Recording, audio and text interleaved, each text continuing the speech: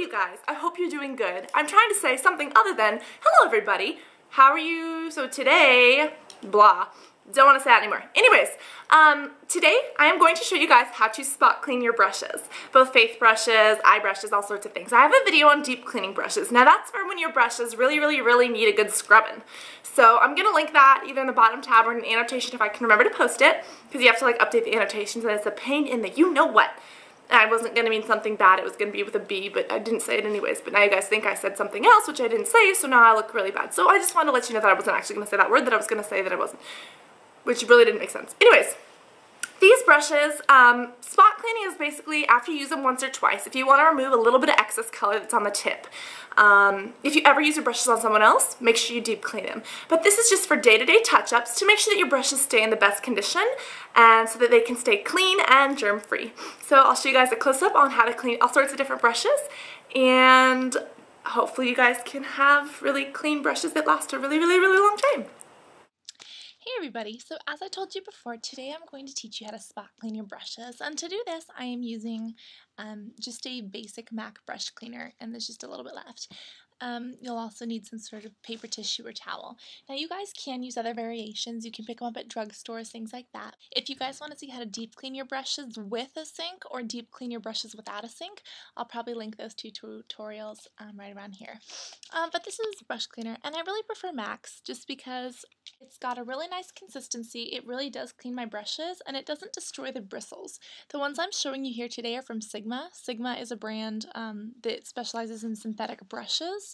And especially if I'm not using a MAC brush, I want to make sure I use a MAC cleanser. And the reason why is because it is so gentle and conditioning.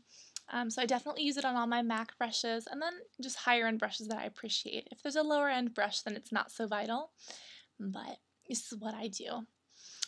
First thing is to apply a little bit of this brush cleaner to your napkin, and you can just go back and forth in the motion of the bristles of whatever brush you're using to clean this off. And the thing is that it's very important to clean your brushes. The reason why is because it helps stop bacteria, of course makes them last longer, and it's really essential for their overall health.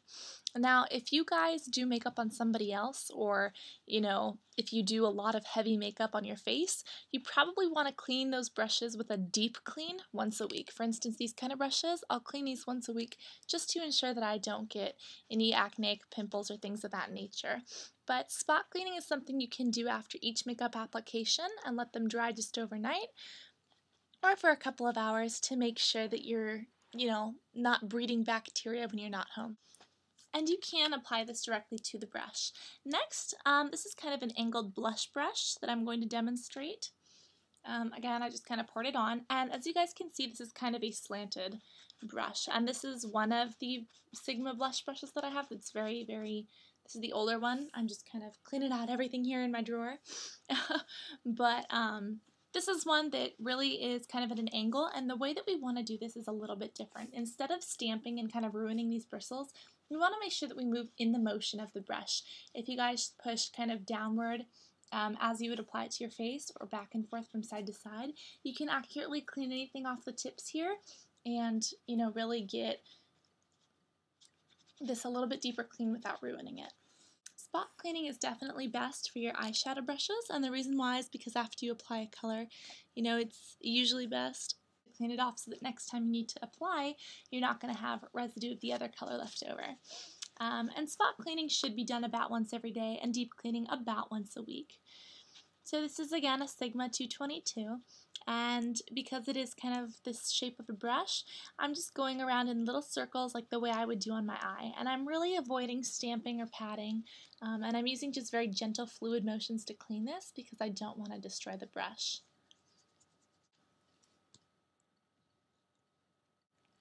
For a larger paddle brush such as this one, you guys can go in a back and forth motion, and again, I'm just following the natural curve of the way this brush was built. Now this one's a little bit different. This is a face brush just like this one, but the thing is that this is a buki. It's actually a kabuki, but I call it a buki. It's like a little baby buki. I get my dab of brush cleaner on there, and I use this in a swirling motion. Kind of like if you imagine this 222, like, 5, 10, 20 times bigger. That's basically what we're doing here. And when we rub this in, we're just kind of ensuring that we try to get everything, all the bacteria off these tops. So, you know, we don't want to stamp with this one. You can't really go back and forth very effectively. And it's usually best to just use a spiral motion with brushes of this design. This next brush is a fan brush, and this is actually one I got from Costco, not Sigma. And the way you want to do this is a little bit different. Because of the way the bristles are laid, I'm going to kind of lay it out and almost press down. If you guys need, you can also take a tissue such as this one and press it on and almost pull out. And you want to be careful not to pull out any of the bristles because that would ruin your brush. But ensuring doing this kind of helps clean this off. And usually I use fan brushes under my eyes, so I don't need to clean these all the time. However, if you are someone who applies, you know, a finisher or something, I really like dusting a powder with a fan brush, you may need to clean it more often.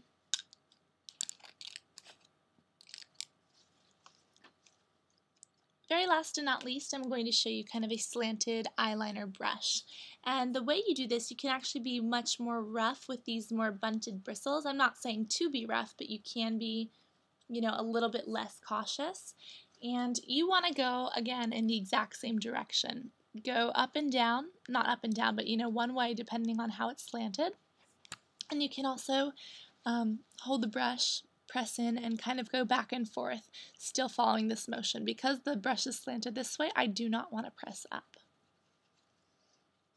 It's kind of cleaning every day, and when you do, it should only take a couple hours to dry. That's why it's perfect for every single time you finish your makeup, or, you know, every 2 to 3 days. You can just pop a little bit of brush cleaner on, clean out your brushes, and be bacteria free. You do want to be sure to deep clean about once a week, but for times in between, this is a perfect alternative. So I hope this helped you, and I'll talk to you everyone in the next video. Bye.